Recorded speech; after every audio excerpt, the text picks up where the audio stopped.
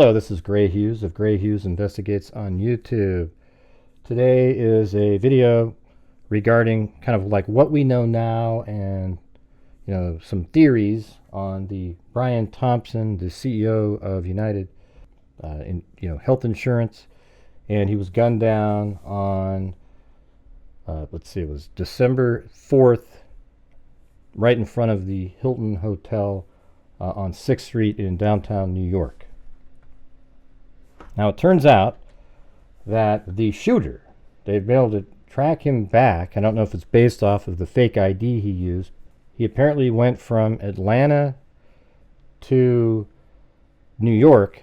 Now it's either on the 24th, as some people are reporting, or the 27th, because one outlet reported the day before Thanksgiving, and that would be the 27th. And that would make a little bit more sense. I don't know why he'd need to be in town for 10 days. I mean, he could easily just surveil what he's going to do in 2 or 3 days. So either way, he was either for 10 or 7 days, 7 to 10 days he was there. But he went to New York, and then he went into a hostel. He went into the front desk, and there's some images out there. And we don't know what day these are from, if this is him checking out. Apparently he checked in, and I think we don't know the exact date that he checked in, but he checked out on the 29th and then back in again on the 30th, which is kind of weird. I mean, did he check in under a different name the first time, and then the second time he used the fake ID? Because they said he used the fake ID on the 30th, I believe, going into the hostel, and it's called the High New York City Hostel, and apparently he shared the room with multiple people. And so he was staying there, and then on the day of the shooting, he makes his way past Central Park all the way down into this area, and he's at a Starbucks at 6:17. And then at 6:29, he's walking this direction, but I think there's even some video at 6:19-ish. He's right in this area by these rental e-bikes here. Now I've noticed that the rental bikes are blue and the bike that he has is black. So did he in fact use one of the rental bikes, or did he have his own bike that he purchased during those 7 to 10 days? There's people out there that say they were able to track his movements, but they have it wrong. They say that he actually gets on the e-bike right over here in this area on 6th and 54th Street, but law enforcement's already said he got on the e-bike on 55th and 6th Street. And then he went this direction and went on to Center Drive. Now the person that said that they're tracking his movements on the e-bike said he got off of the bike here, but he ends up going up into this area back towards the hostel that he was staying at. Now, did he go back to the hostel after the shooting? We don't know. But at 6:29 in the morning, he's walking by right here, and we know that's the right spot. If you can actually see it, it's pretty crazy. 3 paint marks right here, and here is the shot. The paint is right there, 1, 2, 3, and there's a manhole right there. And if you go up into the air, you can see the manhole is right there, but you can't see it in the street view or the satellite image. And here it is right there. That's the manhole right there, and those are those pieces of paint. And there's 1, 2, 3. You can actually see all of that paint in that image when he's walking by. So he's walking by this direction at 6:29, and the hotel that Brian came out of is, I believe, that building. I think it's that one right there. Let me go up into the air again. So yes, I think this hotel right here is the one that Brian Thompson was staying in. And then he leaves the hotel probably at like 6:39 or so. And the killer must have waited down here a little bit, like around this corner, perhaps even in that little alley right there, and waited and then maybe was standing down in this area watching, and then he crosses the street and he shoots Brian Thompson just as he's going underneath this Hilton doorway here. So obviously he was going to go enter the building a different way, because there was a convention that he was supposed to speak at, an investor convention in this building. And was he going to walk around the side and go in a different place? We don't know where he was actually going to enter. However, he was shot right there, and from overhead images of them working on him, this little paint that's on the ground here, he's laying right next to it. He's right there. So that's where he was shot. And then the killer, after shooting, let's go back up to here. So let's look at it from the north-south orientation. This is the hotel he came out of, and he walked this direction, but the killer was already lying in wait.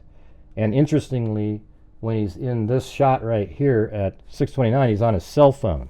So was he communicating with somebody at that time to let him know that, hey, he's coming down, he's exiting the building? Is it that level, or is he just saying, hey, I'm about ready to do this? I mean, how did he know that Brian Thompson was going to be exiting the hotel way earlier than he was supposed to for that convention? Or the conference, I guess, is really what it is. So the killer is already lying in wait around in maybe like in this area.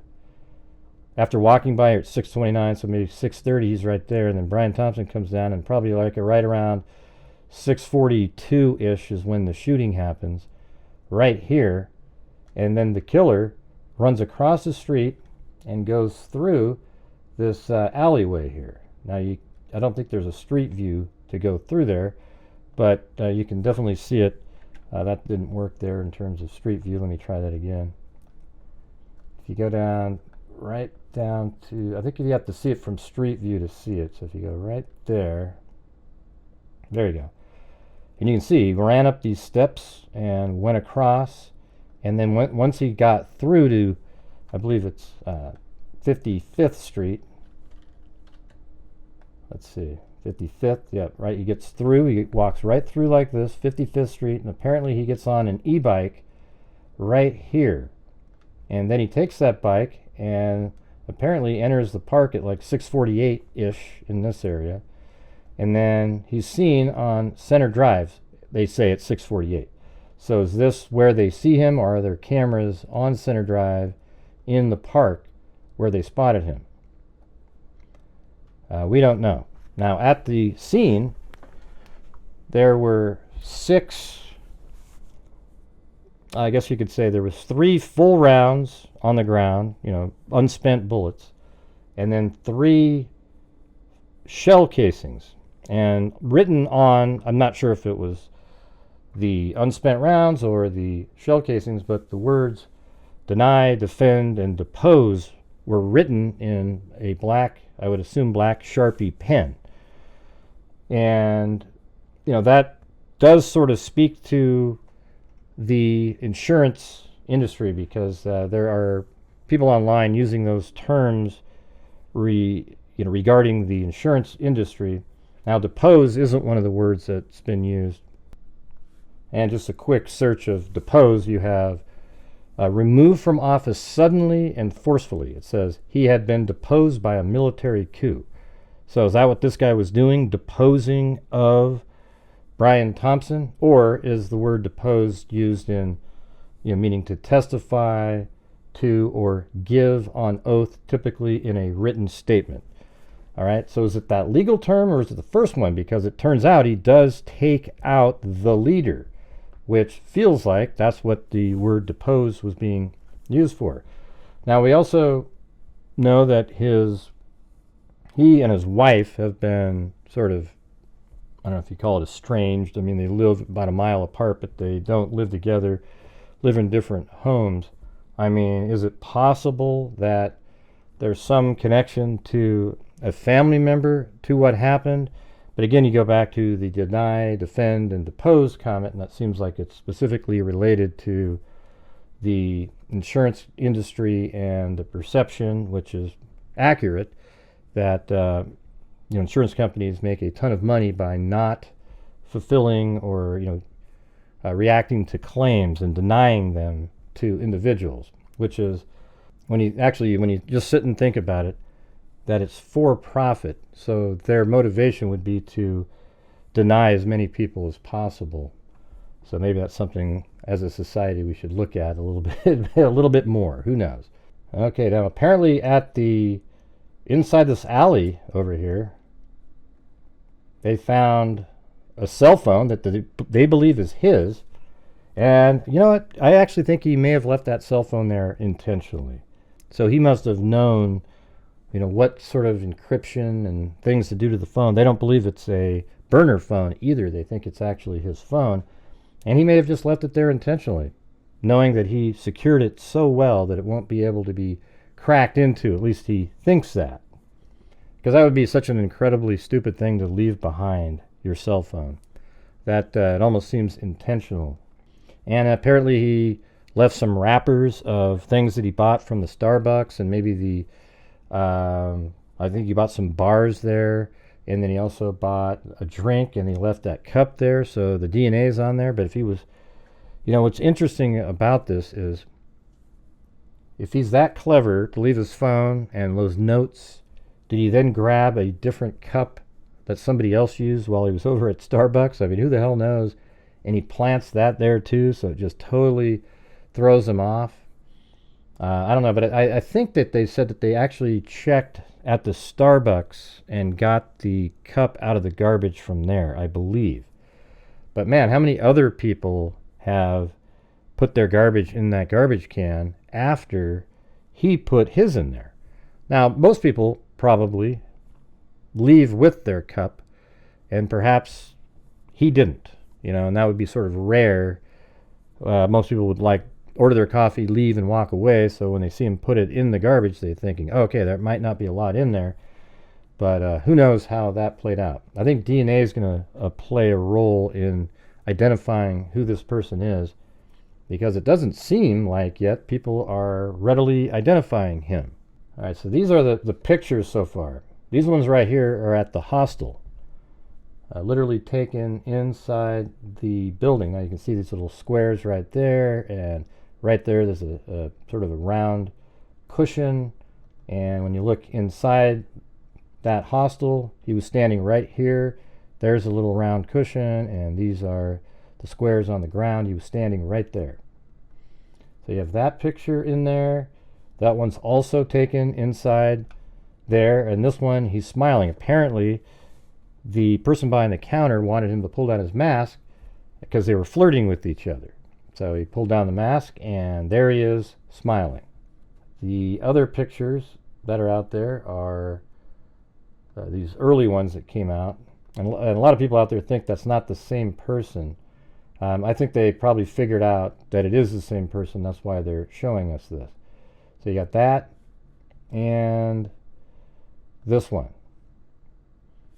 And they also believe, apparently, that he was using, when he was shooting, this gun right here. It's something like B&T VP9 bolt action suppressed pistol. So they think he was using that. I don't know if it's clear enough to really be able to tell anyone what exactly type of a weapon that was. I mean, obviously it's a smaller type of a gun that has a silencer, suppressor on the end of it. This gun here is meant to use that. I mean, that's actually, when you put it together, it's a silencer gun, specifically built for that. It isn't an additional silencer added to a gun. So I guess things to think about is he came all the way from Atlanta to New York. So did he travel to Atlanta from somewhere else, and that's the location where he wanted to be tracked back to somehow? Or is he actually from Atlanta and he went to New York? If this guy really planned it out as well as it seems like he has, even though he's made a ton of mistakes. I mean, pulling down his mask in this picture right here is pretty idiotic, if you ask me. So, it's possible then he came from somewhere else to Atlanta, and then took the Greyhound bus to New York. There's also tons and tons of surveillance footage out there. There's one in particular like we watched this one here. This one is at 619, and he's walking by. These are those the bike, e-bike rental areas. But he put something on the garbage can right in that area, which was interesting. I wonder if they were able to get to that video in time and find what he placed right there. Here it is one more time. There he is with that backpack, the white soles of the shoes, and wearing all black. And then you compare that to that image, obviously the same person. It almost looks like you can see his hair a little bit in this image. It looks like reddish brown hair right there. I'm not exactly positive that's what I'm seeing, but even when I watched the video, it looked like you could see his hair a little bit while he was walking.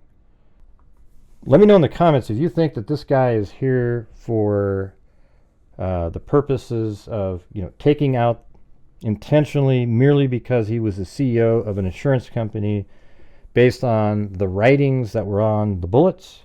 Do you think there is another possibility? Maybe he's related to a patient that was affected by what the insurance company did, or is this guy just doing it for political reasons? There's people out there that just do these kinds of things to make a political point instead of actually having direct impact to themselves. So do you guys think it's direct impact, a family member or perhaps themselves were denied coverage, or it's a political statement? Or do you think it's possible that maybe even a family member or somebody, we don't know what the situation is with the wife of Brian Thompson. Is she dating somebody else? And perhaps this was, possibly a way to get him out of the picture. All right, this is just total speculation there.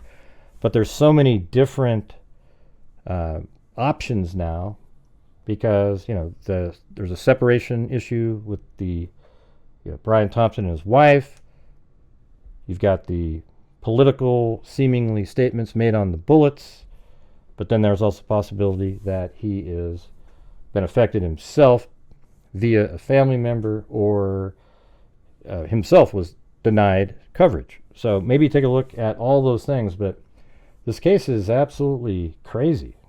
There are so many different angles, and it's just really interesting.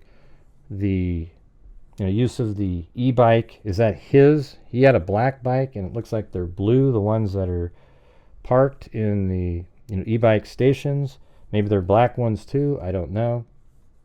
All right, so I'm just hoping to get more information coming out. There isn't really much new today so far, but hell, maybe there's an arrest made right as I'm making this video. Who knows? But leave a comment in the comment section what you guys are thinking in terms of a theory. It just seems pretty wide open, but it feels like the connection, a political motive or a personal sort of political motive, meaning like something happened to himself or his family, is the most likely. And then perhaps Brian Thompson's family themselves, somebody associated with the family, did something. And this seems like this might be a guy that was just willing to do it, but maybe not an expert killer or anything like that, but practiced, and sort of got lucky. A little bit like in the Trump assassination attempt. Kind of has that similar vibe. He was good enough with the gun. He was able to shoot it, and he just calmly went in there and did what he was doing. The calmness that this guy had while shooting is probably the most startling portion of what we've seen so far. Just he walks right up, shoots, and slowly clears the jams or whatever's going on in there, and ejects 3 bullets, and then 3 were fired, hitting him in the leg, I think they said a back, and the chest, and he killed him. And he just slowly walked over, and then once he knew that he killed the right person, and he walked across the street and started jogging through the alley, and then got on an e-bike and got the hell out of Dodge. Unbelievable. So leave me a comment in the comment section. Let me know what you think. Thank you all very much for watching. And as I always say, until next time, be safe out there.